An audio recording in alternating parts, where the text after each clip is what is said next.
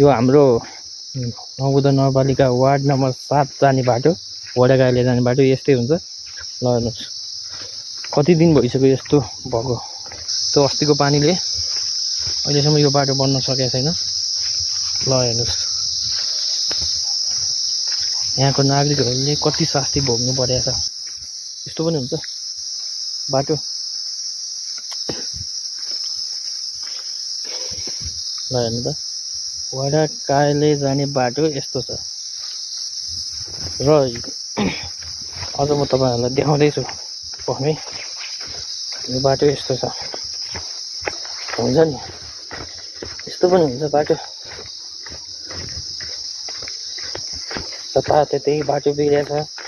मान्छे कहाँ पुग्नु पर्ने, बिरामी मान्छे लिएर आउनु पर्यो भने पनि यस्तो बाटो छ हालत। ल हेर्नु पानी कटाउने ठाउँ नभएर रोड पानी गएर बाटो यस्तो भयो चाहिँ।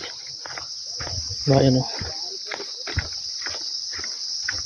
अब के गर्ने त यो। ल हेर्नुहोस् बाटोको हाल। हाम्रो दाजु बाइक रोकेर यहाँ रोकेर मासु लिएर आउँदै हुनुहुन्छ नसकेर। बाटो यस्तो छ ताल। अनि ल हेर्नु जताततै पहिरो। ल हेर्नु यहाँ अस्ति भर्खर एउटा घटना घट्यो। यहाँबाट तलतिर बाइक मुनिएर गयो भनेपछि बाटो यति छ गोरेटो बाटो। अनि यस्तो छ यता वाल छ, यता पहिरो आएर पुरै बाटो खतम बनाएको छ। अनि ल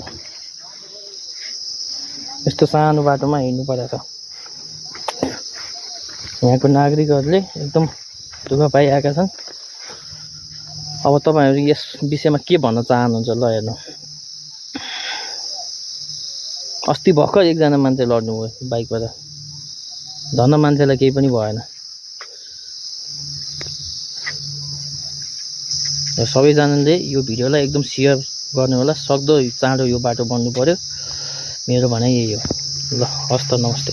हेलो गाइज, आज म चाहिँ खास पनि गाउँतिर गएको थिएँ होइन। गाउँ जाँदाखेरि चाहिँ बाटो नभएर पहिरो आएर होइन अस्तिको दसैँको बेला। अहिले बाटो नभएर बिजोग रहेछ। दसैँको टाइममा पानी परेर यसो गाउँतिर जानु पर्यो। अब घुमघाम गर्नु भनेर गएको, बाटो नभएर फर्केर आउनु पर्यो। यो भिडियो चाहिँ सक्दो सेयर गरिदिनु होला। मैले एउटा भिडियो बनाएको छु, सबैजनाले माया गरिदिनु होला।